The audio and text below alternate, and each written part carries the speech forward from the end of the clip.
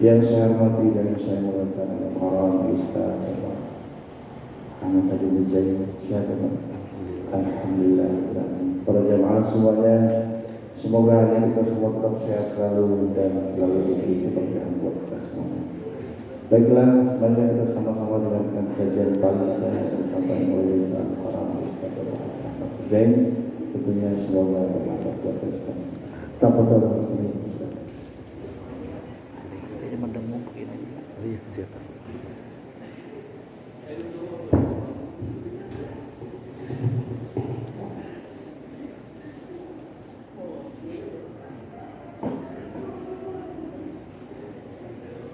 Assalamualaikum warahmatullahi wabarakatuh.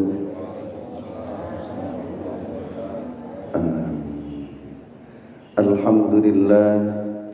Alhamdulillahilladzi an'ama 'alaina bi ni'matiz zahirah wal batinah. Alhamdulillahilladzi an'ama 'alaina bi ni'matil islam wal iman wal ihsan wa khassana bi syari'ati sayyidina Muhammadin khairil anam. Asyhadu an la ilaha illallah wa asyhadu anna Muhammadar Rasulullah. Allahumma salli wa sallim wa barik ala sayyidina Muhammadin wa ala alihi wa ashabihi ajma'in. Rabbi shrah li sadri wa yassir li amri wahlul 'uqdatam min lisani yafqahu qawli. Amin ya rabbal alamin. Amma ba'du. Alhamdulillah, dengan taufik dari Allah, dengan inayah dari Allah, kita semua dapat melaksanakan aktivitas ibadah di hadapan Allah Subhanahu wa ta'ala.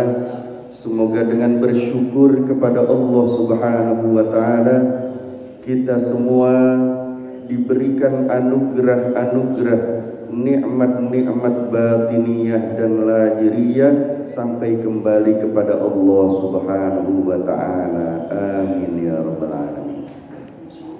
Salawat yang indah, salam yang terbaik, semoga Allah Subhanahu wa ta'ala selalu melimpahkan dan mencurahkan kepada junjungan kita baginda Nabi besar Muhammad sallallahu alaihi wasallam. Hadirin yang hatinya selalu dibersihkan dan disucikan oleh Allah. Amin ya rabbal. Sampai kita kepada maqalah yang keempat, halaman 21. Bismillahirrahmanirrahim. Qala al-musannifu rahimahullahu ta'ala wa nafa'na bihi wa bi'ulumihi fid dharain amin ya rabbal alamin. Wal maqalatur rabi'atu, dan maqalah yang keempat, an Umar radhiyallahu anhu, dari Sayyidina Umar bin al-Khattab radhiyallahu anhu. Nukila, dinukil, anis Syekh Abdul Mu'ti As-Samlawi, dari Syekh Abdul Mu'ti As-Samlawi, annan Nabiyya sallallahu alaihi wasallam, bahwasanya baginda Nabi Muhammad sallallahu alaihi wasallam qala, bersabda, li Jibril alaihi salam, kepada malaikat Jibril alaihi salam, sifli hasanati Umar, gambarkanlah kepadaku kebaikan-kebaikan Umar bin al-Khattab radhiyallahu ta'ala anhu. Faqala, maka berkatalah Jibril alaihi salam, lau kanatil biharu, maka seandainya lautan itu midadan, menjadi tintanya, wasyajaru dan pepohonan itu aqlaman menjadi penanya, kolamnya. Lama hasartuha tentu tidak akan dapat menghitung kebaikan Umar bin Al-Khattab itu. Faqala lalu baginda Nabi Muhammad sallallahu alaihi wasallam bersabda, sifli gambarkanlah kepadaku hasanati Abi Bakrin kebaikan-kebaikan Sayyidina Abu Bakar As-Siddiq radhiyallahu taala anhu. Alhamdulillah. Jazakumullah khairan. Terima kasih Bapak. Semoga rezekinya melimpah. Yang mengaminkan juga ya Allah. Faqala maka menjawab malaikat Jibril alaihi salam, Umar itu hasanatun satu kebaikan min hasanati Abi Bakrin di antara banyaknya kebaikan-kebaikan Abu Bakar As-Siddiq radhiyallahu taala anhu. Masya Allah. Pada makalah yang keempat ini dari Syekh Abdul Mu'ti As-Samlawi, bahwasanya baginda Rasulullah sallallahu alaihi wasallam bertanya kepada malaikat Jibril alaihi salam, sifli hasanati Umar, wahai malaikat Jibril, gambarkan dan sifatkan kepadaku, ceritakan, beritahukan kepadaku bagaimana sih kebaikannya seorang Umar bin Al-Khattab radhiyallahu taala anhu. Kemudian dijawab oleh malaikat Jibril alaihi salam, lau kana al-bahru midadan, jikalau saja semua air yang ada di lautan jadi tintanya, semua pepohonan yang ada di muka bumi ini menjadi kolamnya, penanya, tidak akan pernah cukup untuk menulis kebaikan Umar bin Khattab radhiyallahu taala anhu. Masya Allah.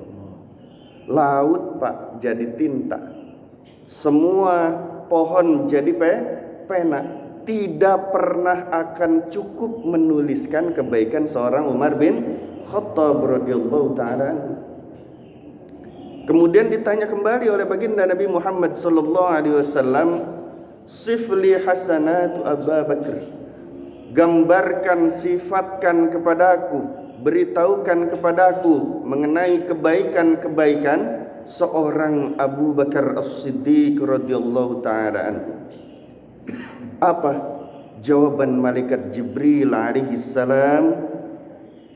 Umaru, kebaikannya Sayyidina Umar itu hasanatun, hanya satu kebaikan, min hasanati Abu Bakrin, dari berbagai macam banyaknya kebaikan Abu Bakar As-Siddiq radhiyallahu taala anhu. Luar biasa, Masya Allah, luar biasa. Ya, kenapa demikian? Karena di antara sahabat-sahabat baginda Rasulullah sallallahu alaihi wasallam memiliki keutamaan-keutamaan tersendiri.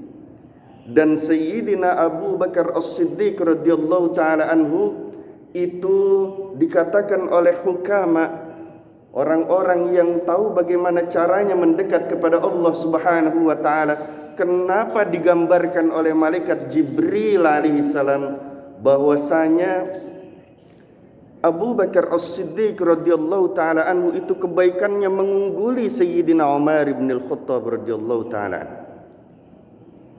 adalah karena amal-amal batiniyah yang berupa hati itu luar biasa kalau Sayyidina Abu Bakar As-Siddiq radhiyallahu taala. Kalau Sayyidina Umar bin Al-Khattab itu amal-amal syariatnya kuat, kalau Sayyidina Abu Bakar amal-amal hatinya yang kuat. Maka jangan sekali-kali kita mencela sahabat baginda Nabi Muhammad sallallahu alaihi wasallam, siapapun dia. Kalau termasuk sahabat tidak boleh dicela. Baginda Rasulullah sallallahu alaihi wasallam bersabda yang diriwayatkan oleh Imam Bukhari dan Muslim sahih. Ya, derajatnya. La tasubbu ashabi. Janganlah kalian mencaci, mencela, merendahkan. Tasubbu. Ashabi, sahabat-sahabatku. Walau anna asdaqu ahadakum, walaupun kalian semua itu bersodakoh, salah seorang di antara kalian itu bersodakoh, mithla Uhudin, sodakohnya sebanyak apa? Sebanyak gunung Uhud sodakohnya. Tidak akan dapat mengungguli sodakohnya sahabatku walaupun hanya 1 mud, bahkan setengah mud. Diriwayatkan oleh Imam Bukhari dan Muslim. 1 mud itu segimana? 1 mud itu 1 genggaman begini Pak. Nih 1 mud. Oh 2.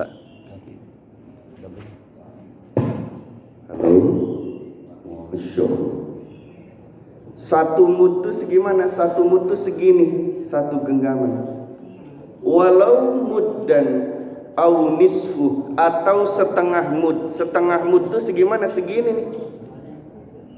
Kita sedekah sebanyak gunung Uhud. Sahabat Rasulullah sallallahu alaihi wasallam sedekahnya setengah mud, artinya cuma segini. Itu jauh unggul sahabat yang mulia baginda Rasulullah sallallahu alaihi wasallam. Bahkan di riwayat lain baginda Rasulullah sallallahu alaihi wasallam bersabda, kalau semua keimanan orang-orang yang ada di Madinah dikumpulkan, ditimbang dengan keimanannya seorang Abu Bakar As-Siddiq radhiyallahu taala anhu, maka akan kalah semua orang yang ada di Madinah keimanannya hanya dengan 1 keimanan Sayyidina Abu Bakar As-Siddiq radhiyallahu taala anhu. Masyaallah. Bahkan di riwayat yang lain, kalau semua keimanan orang yang ada di muka bumi saat ini, kata baginda Rasulullah, dikumpulkan dan ditimbang dengan keimanannya seorang Abu Bakar As-Siddiq, tidak akan mampu mengalahkan keimanan Abu Bakar As-Siddiq radhiyallahu taala anhu. Masya Allah. Artinya apa? Keimanan itu letaknya dalam hati. Takwa itu adanya di dalam hati. Maka baginda Rasulullah sallallahu alaihi wasallam bersabda kepada Sayyidina Abu Hurairah radhiyallahu taala anhu, "At-taqwa hahuna." Takwa itu di sini, di dalam hati. Wa asyara ilal qalbi, dan baginda Nabi Muhammad sallallahu alaihi wasallam mengisyaratkan ke dalam hati. Dari itulah para ulama, para hukama, mereka mengatakan bahwa amal-amal batiniyah itu jauh lebih utama dibandingkan dengan amal-amal lahiriah. Tapi tidak boleh meninggalkan amalan lahiriah. Paham ya?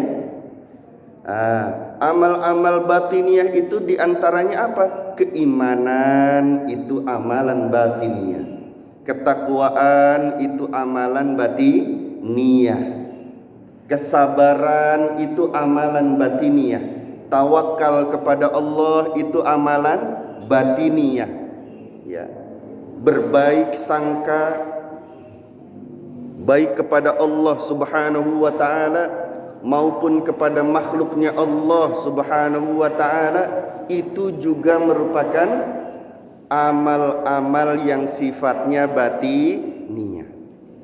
Bahkan di dalam kitab Kasyifatus Sajad, Asy-Syaikh Al-Imam An-Nawawi rahmatullah alaihi wa nafa'ana bihi wa bi ulumihi fid dharain amin, beliau itu mengatakan bahwasanya fahiya, maka yang disebut dengan amalan batiniyah itu afdalu minal a'malil badan, itu jauh lebih utama dibandingkan dengan amal-amal badan, amal lahiriah.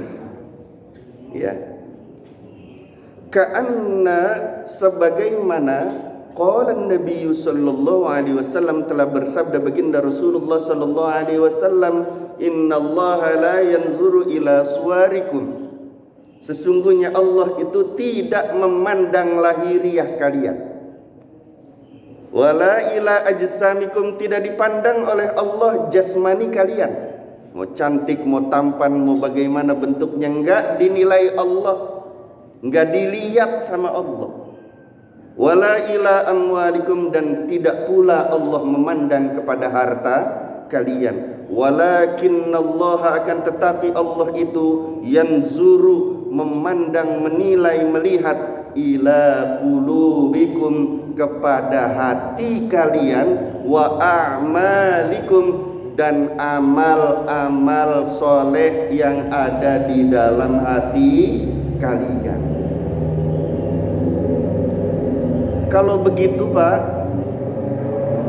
sholat kita sudah sangat luar biasa. Subuh-subuh yang lain masih pada tidur. Mungkin sebagian ada yang sibuk untuk mencukupi kehidupannya, ya. Bapak-bapak sih dipilih Allah, subuh-subuh udah berangkat ke masjid, majelis taklim. Alhamdulillah. Walaupun amal lahiriahnya Bapak datang kemari sholat berjamaah, itu mulia di hadapan Allah. Ingat, yang lebih mulia lagi amal-amal hatinya. Jadi jangan sampai melaksanakan ibadah ke masjid berupa ibadah sholat, zikir-zikir di majelis ta'lim, ya, tapi hatinya tidak beramal di hadapan Allah, tidak melakukan amal-amal soleh di hadapan Allah. Maksudnya bagaimana? Warnai semua yang ada di hati, ya, berkaitan dengan keinginan, rencana-rencana, niat-niat, tujuan-tujuan lillahi. Maka kalau demikian mengandung ketakwaan semua Pak. Contoh, itu Bapak Sumantri suaranya Masya Allah tabarakallah, ya. Kami ngefans sama suaranya, alhamdulillah. Kalau sudah bersuara assalatu wassalamu alaik, misalnya, ya, tarhiman di Masjid Al-Arqam, wah, kita dengar dari rumah, pengen ke masjid sholat subuh. Itu kata siapa? Kata nafsu yang mulai dirahmati Allah. Bernilai Pak, keinginan begitu tuh. Namun jangan cuma sampai di situ, keinginannya diwarnai dengan warna ketakwaan di hadapan Allah. Hatinya ngomong Bismillahirrahmanirrahim, Allahumma salli ala Sayyidina Muhammad wa ala ali Sayyidina Muhammad, Alhamdulillahi Rabbil Alamin. Ya Allah, hamba berkeinginan menjalankan perintahmu untuk sholat berjamaah subuh lillahi ta'ala. Kalau keinginannya diarahkan ke situ, maka setiap langkah Bapak dari rumah kemari ke Masjid Al-Arqam nilainya ketakwaan semua di hadapan Allah. Orang yang bertakwa itu dicintai Allah. Ditanya kepada hadirin sekalian, pengen gak dicintai Allah? Amin, insya. Maka warnai keinginan itu dalam hal keinginan. Dalam hal azam, rencana-rencana, azam itu rencana Pak. Rencana-rencana terhadap aktivitas-aktivitas kita. Nah, ini semua bisa mendatangkan cahaya yang membersihkan hati kalau bernilai ketakwaan. Kita punya rencana nih, misalnya nanti malam misalnya ya ada majelis ta'lim nih, mau hadir itu rencana tuh, betul? Kalau izinkan Allah izinkan nanti malam saya masih hidup, pengen setel alarm jam 2:30, jam 2, pengen sholat taubat, pengen sholat tahajud, pengen sholat hajat sebelum sholat subuh di Masjid Al-Aqsa misalnya ya. Itu rencana bukan? Rencana. Kalau rencana itu diwarnai dengan warna ketakwaan di hadapan Allah, nilainya luar biasa di hadapan Allah. Semua rencana-rencana yang mengandung ketakwaan berpotensi membersihkan hati, mencahayakan hati. Jadi kalau kita punya rencana tuh bagaimana? Contoh tadi ya, Bismillahirrahmanirrahim. Salawatnya apa saja? Sallallahu ala Muhammad. Misalnya salawatnya malaikat Jibril alaihissalam. Sallallahu ala Muhammad. Alhamdulillahi rabbil alamin. Ya Allah, hamba nanti malam punya rencana mau sholat taubat, mau sholat tahajud, mau sholat tasbih, mau sholat. Pada sholat tasbih enggak? Halo? Minimal seumur hidup sekali ya. Minimal seumur hidup sekali. Ya kalau udah pernah bersyukurlah kepada Allah. Alhamdulillah ya. Itu sepelit-pelitnya manusia. Sholat tasbihnya seumur hidup sekali. Ayo dong kita sholat tasbih, insya. Nanti malam nih ya Allah mau sholat doa taubat, mau sholat tahajud, mau sholat tasbih misalnya.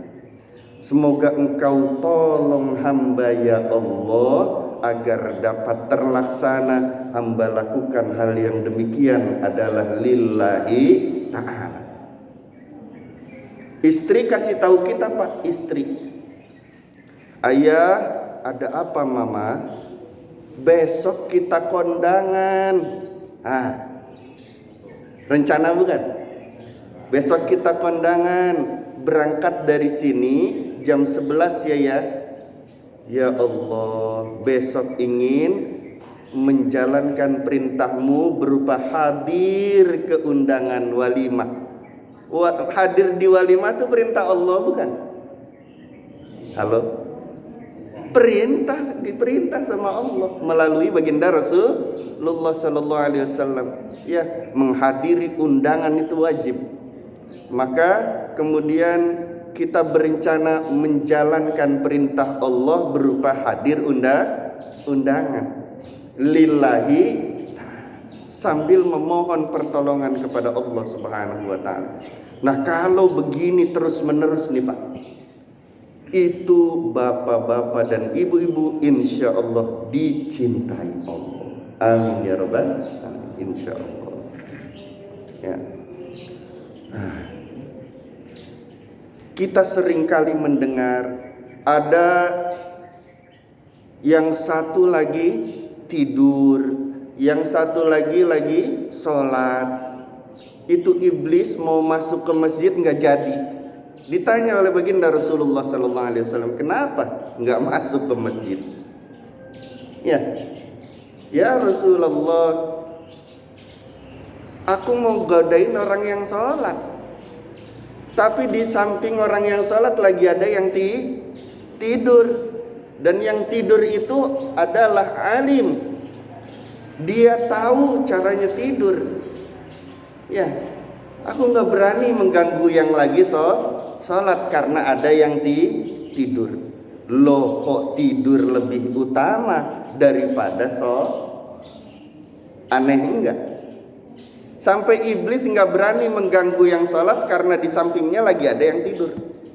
Karena ternyata yang tidur tadi itu tahu caranya tidur, memiliki sikap-sikap hati yang indah, yang bernilai ketakwaan di hadapan